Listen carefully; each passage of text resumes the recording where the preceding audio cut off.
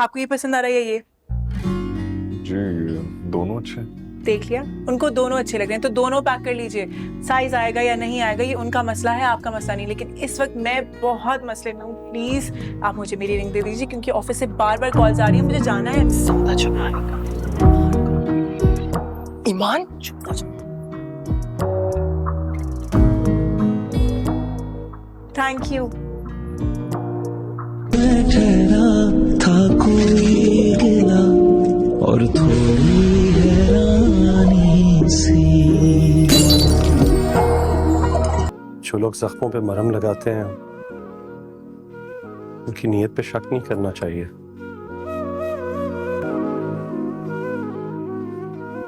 आलम साहब से कहेगा उन्हें किसी और चीज की जरूरत हो तो मुझे कॉल कर सकता है।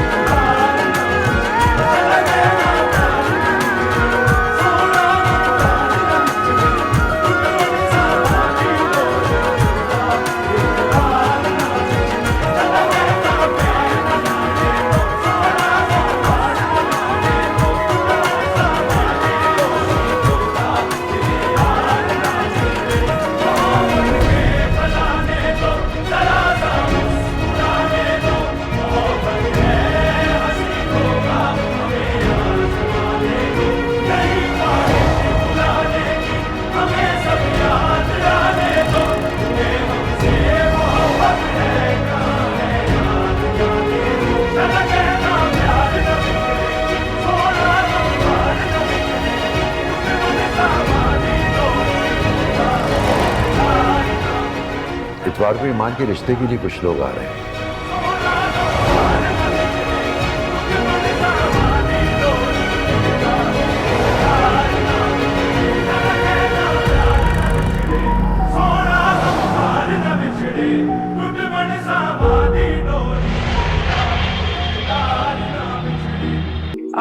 ये मैंने एक रिंग का ऑर्डर दिया था लास्ट में, प्लीज चेक कर लीजिएगा। तुम मंथ एंड है, उस पर तुम मुझे ज्वेलरी शॉप ले आई हो। तो आंखें बंद कर लो ना। अस्सलाम वालेकुम। रिंग्स और ब्रेसलेट्स देखने थे मैंने। उधर देख, कुछ औरतें कितनी लकी होती है ना जिनके हस्बैंड उनको गोल्ड गिफ्ट करते हैं। भाई भाई जी हम पहले आए थे, प्लीज हमारी रिंग पहले ले आएंगे। जी, एक मिनट प्लीज। सर मंगनी है या मुंह दिखाई? नहीं, इन दोनों में से कुछ भी नहीं है। सर ये ले लीजिए, दोनों हो जाएंगी। रिंग का साइज क्या है सर? रिंग का साइज तो मुझे नहीं पता। सर करें कोई ब्रेसलेट ही दिखाइए। इसके लिए भी साइज दरकार है सर। ये ले लीजिए, ये बड़ा डेलिकेट पीस है। नहीं, ये वाला ही दिखाया मुझे। और इसकी क्या प्राइस है? भाई जब उनको चीज समझ आ गई है तो उनको दे दीजिए ना, क्यों फजूल में उनका भी वक्त जाया करें और हमारा भी। बात क्लियर करना हमारा फर्ज है मैडम। देख लें अगर और कुछ चेंज। आपको ये पसंद आ रहा है ये? जी दोनों अच्छे। देख लिया, उनको दोनों अच्छे लग रहे हैं तो दोनों पैक कर लीजिए। साइज आएगा या नहीं आएगा ये उनका मसला है, आपका मसला नहीं। लेकिन इस वक्त मैं बहुत मसले में हूँ। प्लीज आप मुझे मेरी रिंग दे दीजिए क्योंकि ऑफिस से बार बार कॉल्स आ रही है, मुझे जाना है। समझ में आएगा। ईमान चुप हो जा। Thank you.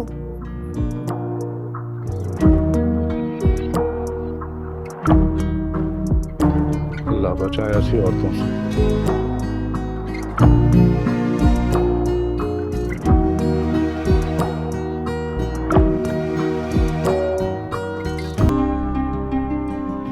ये है हमारी छोटी बेटी ईमान। अस्सलाम वालेकुम। माशाल्लाह, जीती रहो।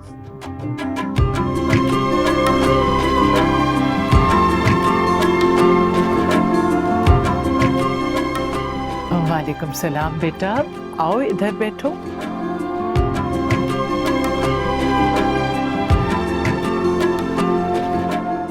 भाई माशाल्लाह आपकी बच्चियां बहुत प्यारी हैं। आप तो फ्री होंगी आजकल, तो क्या हॉबीज है आपकी? जी नहीं, मैं एडवर्टाइजिंग एजेंसी में काम करती हूँ तो वक्त ही नहीं मिलता। ओह, तो फिर तो घर को मैनेज करना बहुत मुश्किल हो जाता होगा। नहीं, अल्लाह का शुक्र है, ईमान बहुत अच्छे से मैनेज करती है हमारा घर। भाई ये तो आजकल की बच्चियों की बहुत अच्छी बात है, जॉब के साथ साथ घर भी संभाल लेती हैं। अच्छा भाई, ये बातें तो चलती रहेंगी। देखिए आलम साहब, हमारी पसंद या नापसंद से कोई फर्क नहीं पड़ता। जिंदगी तो इन दोनों ने साथ गुजारनी है ना। मैं ये चाहता था कि अगर आप इजाज़त दें तो इन दोनों को थोड़ा सा मौका मिल जाए आपस में बातचीत करने का, ताकि ये एक दूसरे से अपने ख्यालात का इज़हार कर सकें।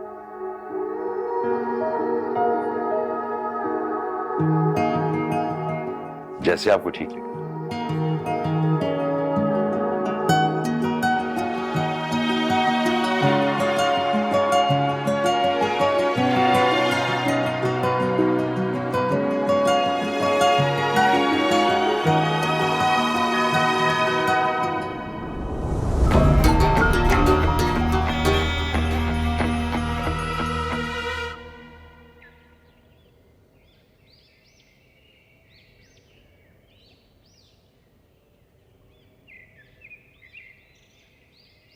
चाय?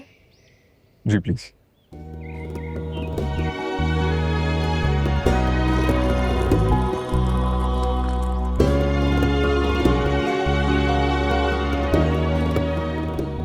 Thank you.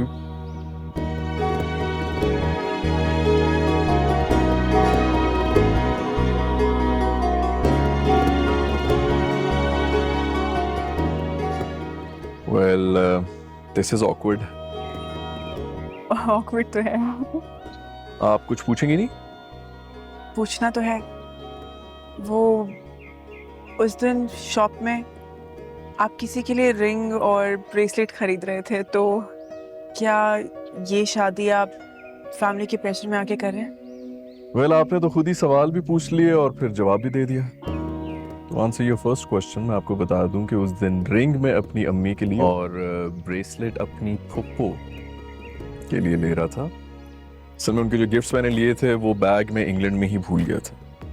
और जहाँ तक आपका दूसरा सवाल है, तो मैं शादी को एक बहुत बड़ी कमिटमेंट समझता हूँ, और किसी के प्रेशर में आके ऐसी कमिटमेंट पे पड़ने वाले को बुझते। आप क्या सोचती हैं रिलेशनशिप्स के बारे में? ऑनेस्टली मैंने कभी सोचा ही नहीं। जिस तरीके की हमारे यहाँ शादियाँ होती हैं तो सोचने का दिल भी नहीं किया। You mean arranged marriages? Not really. अब ज़रूरी नहीं है लव हो या अरेंज, लेकिन रिश्ता पक्का होने के बाद सबसे पहली बात लेन देन की ही जाती है। Sorry but please don't mind, जहेज या लड़की के घर वालों से कुछ भी लेने वालों को मैं सीरियसली जज करती हूँ। आई मीन, हमारी सोसाइटी में अक्सर इन सारी चीज़ों को नॉर्मलाइज करने के लिए लेन देन का नाम दिया जाता है, पर अगर देखा जाए तो ऑनेस्टली ये सिर्फ वन साइडेड होता है। True. तो आपका क्या ख्याल है इस बारे में?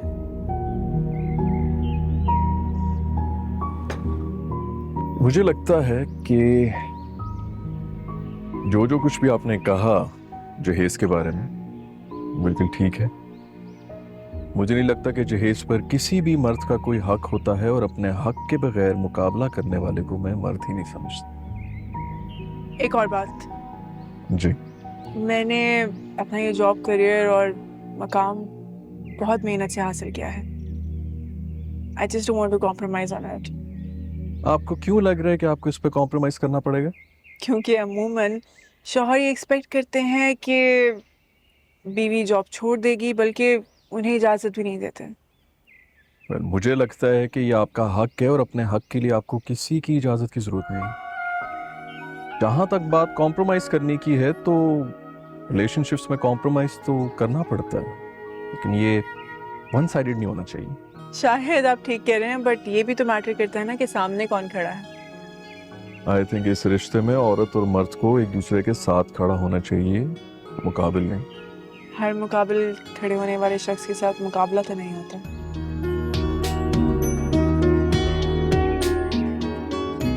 खैर, आपने कुछ नहीं पूछना। टू बी ऑनेस्ट मुझे तो समझ ही नहीं आ रहा कि क्या पूछूं क्या ना पूछूं। वैसे भी all this is really awkward. आजकल तो एक जॉब के लिए भी 3-3 बार इंटरव्यूज देने पड़ते हैं, तो 15 मिनट की एक मुलाकात के अंदर इतना बड़ा फैसला ले लेना आसान तो नहीं है। तो फिर आपने अरेंज मैरिज को क्यों चूज किया? लव मैरिजेस भी तो सेम चीज ही होती हैं। इंसान इश्क में अंधा हो जाता है और बिनाई ठोकर खाकर ही आती है। अच्छा, तो ऐसा आपका ख्याल है या फिर पर्सनल एक्सपीरियंस? कभी कभी औरों के एक्सपीरियंसेस से भी सीख लेना चाहिए, काफी वक्त बच जाता है आपको। वैसे तो इंसान को जानने के लिए पूरी जिंदगी भी कम है, लेकिन एक ही मुलाकात में किसी को जज करने वाले को मैं भी बड़ा सीरियसली जज करता हूं। I hope we meet again. चलता हूं।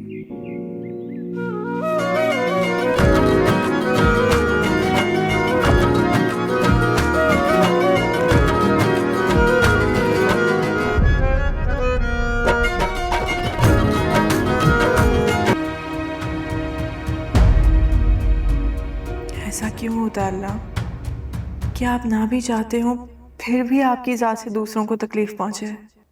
आपने मुझे औरों जैसा क्यों नहीं बनाया? और अगर अक्ल और शऊर दिया ही था तो इसे इस्तेमाल करके अपनी ज़िंदगी के फैसले करने का इख्तियार भी दिया होता ना। कभी कभी तो मुझे अपनी इस अक्ल पर और आगाही पर इतना गुस्सा आता है, हर वक्त सही गलत की जंग लड़ते लड़ते बस थकने लगी हूँ मैं। अब बस मुझे इस मुश्किल से निकाल लें प्लीज।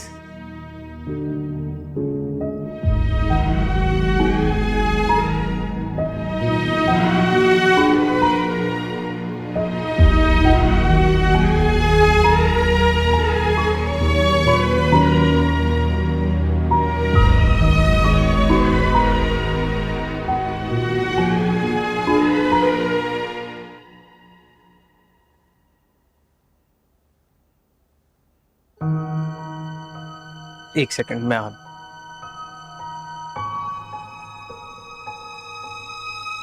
आलम साहब, आप रहने दें, मैं और ईमान आप ही कर लेंगे। आपकी तबीयत वैसे भी ठीक नहीं है, तो मेरे ख्याल से आप घर चले जाएं। घर नहीं जाना मुझे, ठीक हूँ मैं। अच्छा चले लंच कर लें, फिर उसके बाद मैं आपको अच्छी सी पठान वाली चाय पिलाऊंगा, क्या कहते हैं? लंच?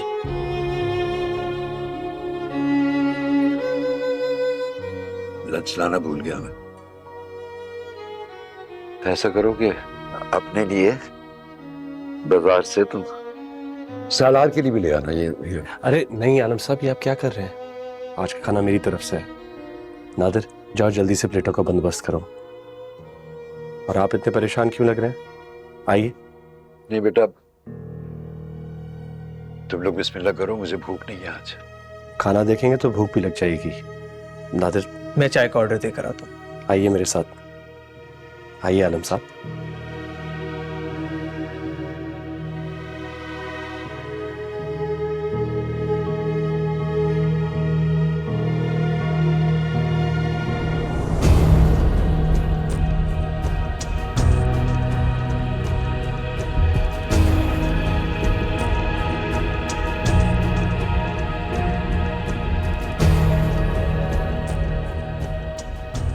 पीछे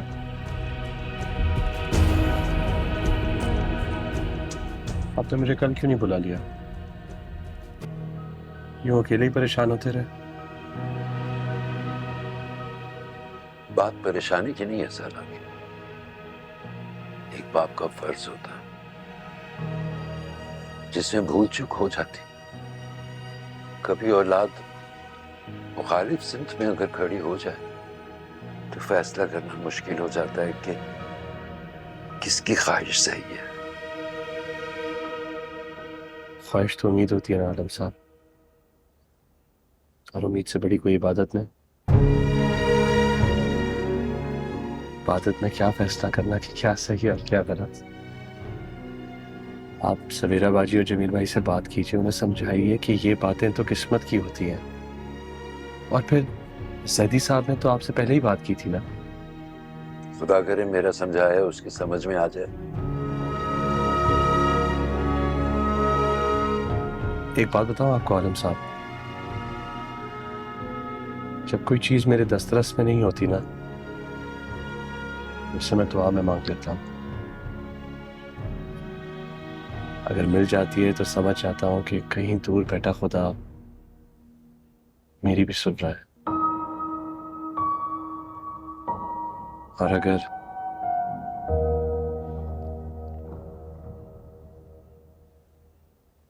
दुआ से भी ना मिले तो समझ जाता हूं कि इसमें भी खुदा की कोई मसलियत होगी। तुम्हारे माँ बाप की यकीनन कोई नेकी हुई जिसके बदले तुम जैसी औलाद मिली।